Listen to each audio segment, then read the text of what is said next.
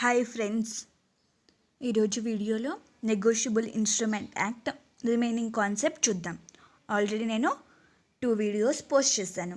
So ఈరోజు classification of negotiable instruments. Negotiable ఇన్స్ట్రుమెంట్స్ని ఎన్ని విధాలుగా క్లాసిఫై చేశారో చూద్దాం. And first of all order of instrument. Order instrument. So payable to particular person or order of a particular person. Order ఇన్స్ట్రుమెంట్లో negotiable instrument order ఇన్స్ట్రుమెంట్లో ఏమని note చేసి ఉంటారంటే పర్టికులర్ పర్సన్కే పే చేయమని నోట్ చేసి ఉంటారు, లేదా ఆ పర్టికులర్ పర్సన్ ఎవరికి చెప్తే ఎవరికి ఆర్డర్ చేస్తే ఆ పర్సన్కి పే చేయమని చెప్తారు. Next bearer instrument. Expressly provided to be payable to the bearer. So ఎవరికి పే చేయాలో ఎక్స్ప్రెస్లీ ప్రొవైడెడ్ చెప్తారు. So promissory note, bills of exchange bearer instrument కిందకి రావు. చెక్లో మాత్రం పేయబుల్ టు పర్టికులర్ పర్సన్ అలా నోట్ చేస్తాం కదా. So expressly provided to be payable to the bearer. And next demand instrument. Demand instrument ఎప్పుడు డిమాండ్ చేస్తే అప్పుడు పే చేయాలి, దానికింత టైము అని ఉండదు. అలాగే గ్రేస్ పీరియడ్ని కూడా యాడ్ చేయరు. There will not be any grace period కూడా ఉండదు. And next time instrument. According to the time pay చేస్తారు. 6 months లేదా డేట్ ఏది చెప్తే అది 120 days happening of certain event, ఏదైనా ఈవెంట్ తర్వాత పే చేస్తాను అలా 6 months తర్వాత ప్లస్ 3 days గ్రేస్ డేస్ని యాడ్ చేస్తారు. అలాగే 1/120న పే చేస్తారంటే ఇక్కడ ఒక 3 days యాడ్ చేసి 4/120న పే చేస్తారు. అలా 3 daysని గ్రేస్ డేస్ యాడ్ చేసి పే చేస్తారు. And next inland instrument. It is an negotiable instrument if drawn or made in India, and it is also payable in India or drawn on a person resident in India. Inland instrument వచ్చేసి drawn లేదా made ఇండియాలోనే జరిగిద్ది. అలాగే మనం payable చేయాల్సిన person కూడా ఇండియాలోనే ఉండాలి. నెగోషియబుల్ ఇన్స్ట్రుమెంట్ ట్రాన్స్ఫర్ చేయాలన్నా లేదన్నా డ్రాన్ చేయాలన్నా ఇండియాలోనే జరగాలి. Next foreign instrument. Other than inland instrument. Inland instrument కానిది ఫారిన్ ఇన్స్ట్రుమెంట్ అవుతుంది. సో టోటల్గా 6 క్లాసిఫికేషన్ ఆఫ్ ఇన్స్ట్రుమెంట్స్ చూసాము. నెక్స్ట్ గ్రేస్ డేస్ని ఎలా క్యాలిక్యులేట్ చేస్తామో కొన్ని ఎగ్జాంపుల్స్ చూద్దాం. For example, negotiable instrument payable on stated number of days after date అని చెప్పారనుకోండి. ఫర్ ఎగ్జాంపుల్ 1/1/2019 డ్రాన్ కానీ లేదా మేడ్ కానీ యాక్సెప్టెడ్ కానీ జరిగిందో ఇన్స్ట్రుమెంట్ మనకి ఎప్పుడు వచ్చిందంటే టైం ప్లస్ 3 daysని యాడ్ చేయాలి. సో 1/1/2019కి ప్లస్ 3 daysని యాడ్ చేసి 3rd dayన మనము పే చేస్తాము. అలాగే specified date. Negotiable instrument payable on specified day అని చెప్పినా కూడా దానికి 1/1/2019 మనం బిల్ డ్రా చేస్తే దానికి 3 daysని గ్రేస్ డేస్ని యాడ్ చేసి 4th మెచ్యూరిటీ డేట్ అనేది 4th అవుతుంది. ఆఫ్టర్ డేట్కి కానీ స్పెసిఫైడ్ డేకి తర్వాత పే చేస్తాము, స్పెసిఫైడ్ డే ఈ డే తర్వాత పే చేస్తాము అని చెప్పారు అంటే సో దానికి 3 daysని గ్రేస్ డేస్ని యాడ్ చేస్తారు, గ్రేస్ డేస్. సో 4th అనేది మెచ్యూరిటీ డేట్ అవుతుంది. నెక్స్ట్ ఇంకో ఎగ్జాంపుల్ చూద్దాం. Negotiable instrument payable on stated number of days after sight. Stated number of days after sight అని చెప్పినప్పుడు సిచ్యువేషన్స్ చూద్దాం. సో అట్ సైట్ కానీ లేదా అట్ ప్రెజెంట్మెంట్ లేదా ఆఫ్టర్ సైట్. సో ఈ 2 సిచ్యువేషన్లలో promissory note, bills of exchange same at sight కానీ at presentment కానీ. ఆఫ్టర్ సైట్కి different. Promissory note, bills of exchange different. So ఈ సిచ్యువేషన్లో అయితే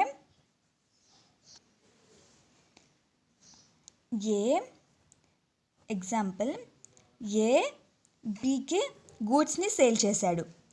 ఏ బీకి గూడ్స్ని సేల్ చేశాడు. బి ఏం చేశాడు, ప్రామిసరీ నోట్ని ఇచ్చాడు. ఏ ఆ ప్రామిసరీ నోట్ని ప్రజెంట్ చేస్తానే బి పే చేసేస్తాడు. So on demand so pay చేసేస్తాడు. బి ప్రామిసరీ ఏ గూడ్స్ని సేల్ చేశాడు, బి ప్రామిసరీ నోట్ ఇచ్చాడు. ఏ ప్రామిసరీ నోట్ని ప్రజెంట్ చేయగానే బి అమౌంట్ అనేది ఇస్తాడు ఆన్ డిమాండ్. ఈ సిచ్యువేషన్లో ఆన్ డిమాండ్ ఎప్పుడు అట్ సైట్ కానీ అట్ ప్రెజెంట్మెంట్ కానీ. ఇప్పుడు ఆఫ్టర్ సైట్లో promissory note bills of exchange చూద్దాం. సో ఈ సిచ్యువేషన్లో ఆఫ్టర్ సైట్ సిచ్యువేషన్లో ఏ బికి గూడ్స్ని సేల్ చేశాడు, బి ప్రామిసరీ నోట్ ఇచ్చాడు. సో ఏ ఆ ప్రామిసరీ నోట్ని బికి ఇచ్చిన వెంటనే ఇస్తాడు అమౌంట్ బి. ఏ సిచ్యువేషన్లో, ఆఫ్టర్ సైట్లో. అదే అట్ సైట్ అట్ ప్రజెంట్మెంట్లో వెంటనే ఇచ్చేస్తాడు. అదే ఆఫ్టర్ సైట్ సిచ్యువేషన్లో అయితే ఫర్ ఎగ్జాంపుల్ 30 days తర్వాత పే చేస్తాను అని చెప్పాడు అంటే 3 days గ్రేస్ డేస్ యాడ్ చేసి పే చేస్తాడు. ఇక్కడ మాత్రం 30 days అప్పుడే పే చేస్తాడు. బిల్స్ ఆఫ్ ఎక్స్చేంజ్ కేసులో ఏ బిల్ డ్రా చేసి బికి ఇచ్చాడు. బి యాక్సెప్ట్ చేసి ఏకి ఇచ్చేసాడు. సో ఇక్కడ after sight means after acceptance by drawee acceptance చేసిన తర్వాతనే ఆఫ్టర్ సైట్ అంటారు. So after acceptance drawee acceptance చేసిన తర్వాత plus 30 days plus 3 grace days. So ఈ 3rd డేన పే చేస్తాడు బిల్స్ ఆఫ్ ఎక్స్చేంజ్ కేసులో. అండ్ ఇంకో ఎగ్జాంపుల్ చూద్దాం. ఏదైనా పబ్లిక్ హాలిడే ఉన్నిందనుకోండి, ఫర్ ఎగ్జాంపుల్ August 15 అలా, దాని ప్రిసీడింగ్ డే వచ్చేసి మెచ్యూరిటీ డేట్ అవుతుంది. ప్రిసీడింగ్ డే పబ్లిక్ హాలిడేకి. అండ్ సడన్గా హాలిడే వచ్చిందనుకోండి, అప్పుడు నెక్స్ట్ డే మెచ్యూరిటీ డేట్ అవుతుంది. అండ్ మనం క్యాల్కులేట్ చేసిన తర్వాత మెచ్యూరిటీ డేట్ ఎప్పుడు అని, ఒకవేళ February 29th మెచ్యూరిటీ డేట్ వచ్చిందనుకోండి, ఆ మంత్లో February 29th లేకపోతే 28th మెచ్యూరిటీ డేట్ అవుతుంది. ఓకే, ఇప్పుడు మనం రిమైనింగ్ చూద్దాం. బియరర్ ఇన్స్ట్రుమెంట్, ఆర్డర్ ఇన్స్ట్రుమెంట్ గురించి తెలుసుకుందాం. Bearer instrument expressly provided to బియరర్కి పే చేయాలి అని చెప్పి ఉండిద్ది. సో ఆ బియరర్ మనకి తెలీదు, unknown person. And second case ఏంటో తర్వాత చూద్దాం. అలాగే ఆర్డర్ ఇన్స్ట్రుమెంట్ అయితే మనకి పేయి ఎవరో తెలిసి ఉండిద్ది. బియరర్ ఇన్స్ట్రుమెంట్లో మనకి పేయి ఎవరో తెలీదు. బియరర్ ఇన్స్ట్రుమెంట్లో ట్రాన్స్ఫర్ ఎప్పుడు కంప్లీట్ అవుతుందంటే డెలివర్ చేయాలి. అలాగే వాలంటరీ డెలివర్ జరిగినప్పుడు బియరర్ ఇన్స్ట్రుమెంట్లో ట్రాన్స్ఫర్ అనేది జరిగిద్ది. ఆర్డర్ ఇన్స్ట్రుమెంట్లో అయితే ఎండార్స్మెంట్ ప్లస్ డెలివర్, ఎండార్స్మెంట్ ఉండాలి, అలాగే డెలివరీ జరిగి ఉండాలి. సెక్షన్ 57లో ఆర్డర్ ఇన్స్ట్రుమెంట్ ఏం చెప్తున్నారంటే ఎండార్స్మెంట్, డెలివరీ జరగాలని చెప్పాం కదా ఇందాక. సో ఎండోర్స్మెంట్ చేసిన పర్సన్ చనిపోయారు అనుకోండి, అప్పుడు డెలివరీ తన లీగల్ రిప్రజెంటేటివ్ ఎవరైనా డెలివరీ చేస్తే గనుక అప్పుడు ట్రాన్స్ఫర్ అనేది వ్యాలిడ్ అవ్వదు. Endorsed by some person, delivered by another person జరిగితే గనుక ఆర్డర్ ఇన్స్ట్రుమెంట్లో నాట్ వ్యాలిడ్ అవ్వదు. అలాగే ఎండోర్స్మెంట్ అనేది మస్ట్ బి రైటింగ్లో ఉండాలి, సైన్ చేసి ఉండాలి. హోల్డర్ రైటింగ్లో ఉండాలి, అలాగే సైన్ చేసి ఉండాలి హోల్డర్. ఆ సైన్ అనేది ఆ ఇన్స్ట్రుమెంట్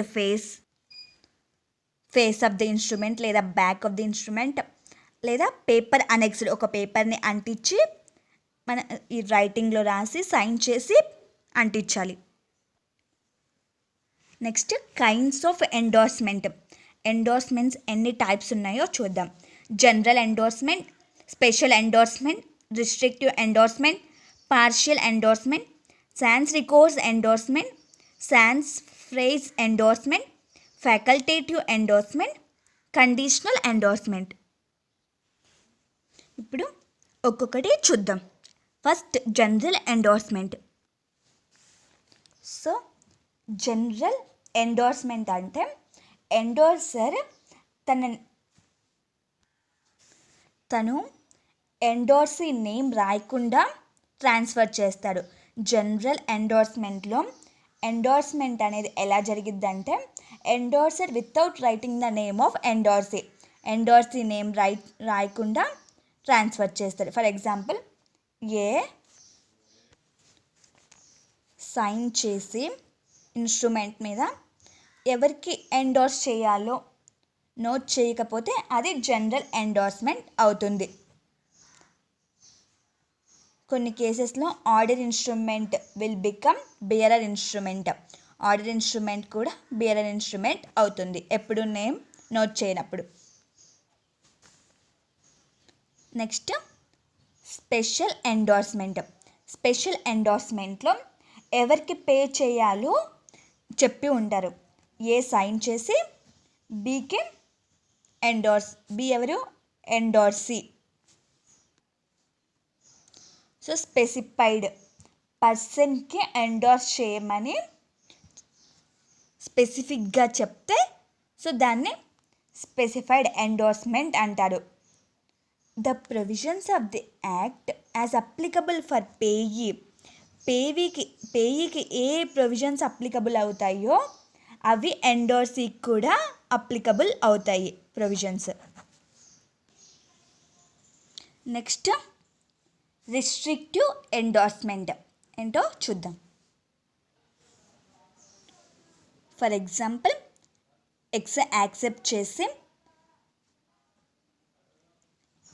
ఏకి ఇచ్చాడు. ఏకి ఇస్తే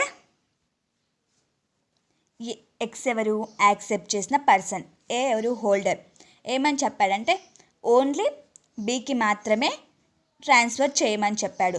ఫర్దర్గా ట్రాన్స్ఫర్ చేయొద్దు, ఫర్దర్గా ఎండోర్స్ చేయకూడదు అని చెప్పాడు. సో ఫర్దర్గా ఎండోర్స్మెంట్ అనేది రిస్ట్రిక్ట్ చేస్తే గనక దాన్ని రిస్ట్రిక్టివ్ ఎండోర్స్మెంట్ అంటారు. Next partial endorsement. X accept చేసి ఏకి ఇచ్చాడు. ఎంత బిల్లు? 1000 రూపీస్. బట్ ఏం చేశాడు? 600 బిల్లు మాత్రమే బీకి ట్రాన్స్ఫర్ చేశాడు. So only part of the అమౌంట్ని ట్రాన్స్ఫర్ చేస్తే దాన్ని పార్షియల్ ఎండోర్స్మెంట్ అంటారు. Next sans recourse endorsement.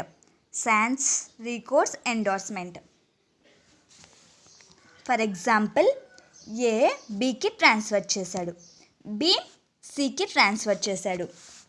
B ఏం రాస్తున్నాడంటే దాని మీద sans recourse అని రాస్తున్నాడు. sans recourse అంటే వితౌట్ రిస్క్. సో ఫర్దర్గా సి బిని అడగడు, ఏని మాత్రమే అడుగుతాడు ఇలా రాస్తే. sans recourse అంటే endorser relieves himself from the liability నుంచి తను రిలీవ్ అవుతాడు. Relieves himself from the liability to all subsequent endorsees. So తినని మాత్రం వదిలేసి తన లయబిలిటీ ఏమీ ఉండదు. సో మిగతా వాళ్ళు లయబుల్ అవుతారు. ఇంకో ఎగ్జాంపుల్ చూద్దాం. ఏ బికి ట్రాన్స్ఫర్ చేశాడు, బి sans recourse అని రాసేసి సికి ట్రాన్స్ఫర్ చేశాడు, డి తర్వాత డికి, తర్వాత ఈ, తర్వాత నెక్స్ట్ మళ్ళీ బికి వచ్చింది. సో ఈ కేసులలో ఆల్ ఇంటర్మీడియట్ ఎండోర్సెస్ లైబుల్ అవుతారు. ఇంటర్మీడియట్స్ ఎండోర్సర్స్ ఎవరు? బీకి సిడిఈ. సో వీళ్ళు లైబుల్ అవుతారు. బి ఈని అడగొచ్చు, డీని అడగొచ్చు, సిని అడగొచ్చు, కానీ బీని మాత్రం అడగకూడదు. బి ఉండదు కదా, అలాగే సి కూడా బిని అడగలేడు. సో ఈ ఇంటర్మీడియట్ ఎండోర్సర్స్ మాత్రమే లైబుల్. ఎప్పుడు సాన్స్ రికోర్స్ ఎండోర్స్మెంట్లో ఇంటర్మీడియటరీస్ మాత్రమే liable. Next sands fries endorsement ఏంటో చూద్దాం. సాన్స్ ఫ్రైస్ ఎండోర్స్మెంట్ ఏంటో చూద్దాం. ఈ కేసులో ఏ బికి ట్రాన్స్ఫర్ చేశాడు 1 lakh బిల్. ఆ బిల్ మీద ఏం రాశాడంటే సాన్స్ ఫ్రైస్ ఎండోర్స్మెంట్ అని బి రాసి సికి ఫర్దర్గా ట్రాన్స్ఫర్ చేశాడు. ఆ బిల్ ఏమైంది? డిజానర్ అయింది. డిజానర్ అయితే కనుక కోర్టుకి వెళ్తాడు కదా. సో కోర్టులో ఏవైనా ఎక్స్పెన్సెస్ జరిగాయి. సో 30,000 దాకా ఎక్స్పెన్సెస్ జరిగాయి. దీనికి నేను రెస్పాన్సిబుల్ కాదు అని ఇంటిమేట్ చేసినట్టు ఇలా రాస్తే. సో ఓన్లీ 1 lakh వరకే బి లైబుల్ అవుతాడు. ఎప్పుడు? డిజానర్ అయినప్పుడు, కోర్ట్ ఎక్స్పెన్సెస్ ఉన్నప్పుడు, అండ్ అలాగే సాన్స్ ఫ్రైస్ ఎండోర్స్మెంట్ అని రాసినప్పుడు. Next facultative endorsement. Facultative endorsement అంటే ఏంటో చూద్దాం. ఫర్ ఎగ్జాంపుల్ ఏ బికి ఇచ్చాడు, బి సికి ఇచ్చాడు. సో ఇక్కడ బిల్ డిజానర్ అయింది. డిజానర్ అయితే కోర్టుకి వెళ్తాడు కదా. కోర్టుకి వెళ్ళే ముందు ప్రతి కేసులో డిజానర్ అయినప్పుడు కోర్టుకి వెళ్ళే ముందు అడగాలి వీళ్ళని. సో బీని అడిగాడు. బీని అడిగే రైట్ అనేది ఉండదు. ఎప్పుడు? ఫ్యాకల్టేటివ్ ఎండోర్స్మెంట్లో మనం నోటీస్ ఇవ్వాల్సిన అవసరం లేదు. రైట్ ఏంటంటే రైట్ టు గెట్ నోటీస్ అనేది ఉండదు. బీకి రైట్ టు గెట్ నోటీస్ అనేది ఉండదు. సో డైరెక్ట్గా కోర్టుకు వెళ్ళిపోవచ్చు. నార్మల్గా అయితే నార్మల్ సిచ్యువేషన్లో నోటీస్ ఇచ్చి కోర్టుకి వెళ్ళాలి. సో ఈ కేసులో ఫ్యాకల్టేటివ్ ఎండోర్స్మెంట్ కేసులో దీనికి నోటీస్ ఇవ్వాల్సిన అవసరం లేదు. Endorser waives any of his right. So facultative ఎండోర్స్మెంట్లో 4 వర్డ్స్ ఉన్నాయి. ఏంటంటే endorser waives any of his right. Endorser తన రైట్ని తనే క్యాన్సిల్ చేసుకుంటున్నాడు. So next conditional endorsement.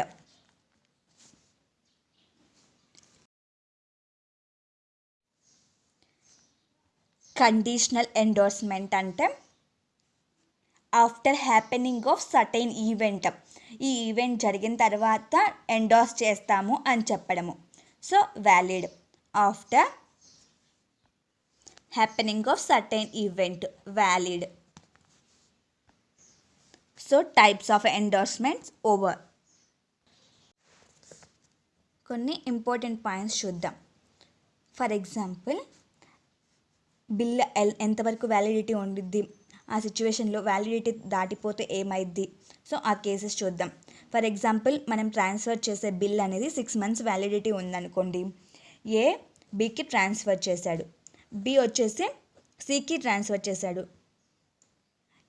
ఇక్కడితో 6 months వ్యాలిడిటీ టైం అయిపోయింది అనుకోండి. ఇక్కడికి కండిషన్స్ ఫుల్ఫిల్ చేసి పేమెంట్ జరిగిపోయింది అనుకోండి. Okay, no problem. ఒకవేళ 6 months వ్యాలిడిటీ అయినా కానీ పేమెంట్ రాలేదు అంటే నెక్స్ట్ ట్రాన్స్ఫర్ అనేది చేయొచ్చా అంటే చేయొచ్చు. ఎప్పటి వరకు ట్రాన్స్ఫర్ చేయొచ్చు అంటే till it is satisfied or paid. Satisfy చేసి పే చేసే వరకు ట్రాన్స్ఫర్ అనేది జరగచ్చు. ఈవెన్ మెచ్యూరిటీ టైం అయిపోయినా కూడా ట్రాన్స్ఫర్ అనేది జరగచ్చు. ఎప్పటి వరకు అంటే till amount paid. Amount payment చేసే వరకు ట్రాన్స్ఫర్ అనేది చేయొచ్చు, మెచ్యూరిటీ టైం దాటిపోయినా కూడా. బట్ మెచ్యూరిటీ తర్వాత రిసీవ్ చేసుకునే persons holder in due course అవ్వరు. ఓన్లీ హోల్డర్ అవుతాడు కానీ హోల్డర్ ఇన్ డ్యూ కోర్స్ అవ్వడు. ఓకే, నెక్స్ట్ ఇంకొకటి చూద్దాం. ఇప్పుడు నెగోషియేషన్ బ్యాక్ కాన్సెప్ట్ చూద్దాం. ఫర్ ఎగ్జాంపుల్, ఏ బికి ట్రాన్స్ఫర్ చేశాడు, బి సికి ట్రాన్స్ఫర్ చేశాడు. ఒకవేళ సి హోల్డర్ అవుతే ప్రియర్ పార్టీని అడగొచ్చు, హోల్డర్ ఇన్ డ్యూ కోర్స్ అవుతే బి ఏని అడగొచ్చు, బిని ఆల్ ద ప్రియర్ పార్టీస్ని అడగొచ్చు. హోల్డర్ అయితే ఓన్లీ బిని మాత్రమే అడుగుతాడు. సో నెక్స్ట్ సి డికి ట్రాన్స్ఫర్ చేశాడు, డిఈకి, అలాగే ఈ ఎఫ్కి, ఎఫ్జికి, ఇలా ట్రాన్స్ఫర్ జరుగుతూ మళ్ళీ సి దగ్గరికి వచ్చింది. సో మళ్ళీ సి దగ్గరికి వచ్చినప్పుడు సి వచ్చేసి ఏని అడుగుతాడు. ఏ ఇవ్వలేదు అనుకోండి, అప్పుడు జి మీద కేసు ఫైల్ చేస్తాడు, జిఎఫ్ఎఫ్ఈ ఈడి. సో మళ్ళీ తర్వాత సి మీదనే ఫైల్ చేసుకోలేడు కాబట్టి ఈ కేసెస్లో all the parties, intermediate parties మొత్తం డిశ్చార్జ్ అయిపోతాడు. సో సి ఎవరిని మాత్రమే అడగొచ్చు, ఏని బిని మాత్రమే, ప్రియర్ పార్టీస్ని మాత్రమే అడగొచ్చు. వీళ్ళందరూ డిశ్చార్జ్ అయిపోతాడు. ఫర్ ఎగ్జాంపుల్ ఇంకో కేసు చూద్దాం. ఏ బికి ట్రాన్స్ఫర్ చేశాడు, బి సికి, సి డికి, అండ్ నెక్స్ట్ తర్వాత ఏకే వచ్చింది. సో ఈ కేసులో ఇంకా ఏని అడగలేడు కదా. So all parties, intermediate parties discharge అయిపోతాయి. సో నెగోషియబుల్ ఇన్స్ట్రుమెంట్ మొత్తం డిశ్చార్జ్ అయిపోతుంది. సో ఇది నెగోషియేషన్ బ్యాక్ జరిగినప్పుడు కేసెస్. అసైన్మెంట్ కాన్సెప్ట్ చూద్దాం. అసైన్మెంట్. సో ఈ కేసెస్లో ఏకి బి మనీ ఇవ్వాలి, బి ఏకి మనీ ఇవ్వాలి. సో ఏకు బి మనీ ఇవ్వాలి. సో 2 lakhs ఇవ్వాలి. ఏం చేశాడు, ఆ రైట్ని సికి అసైన్ చేశాడు.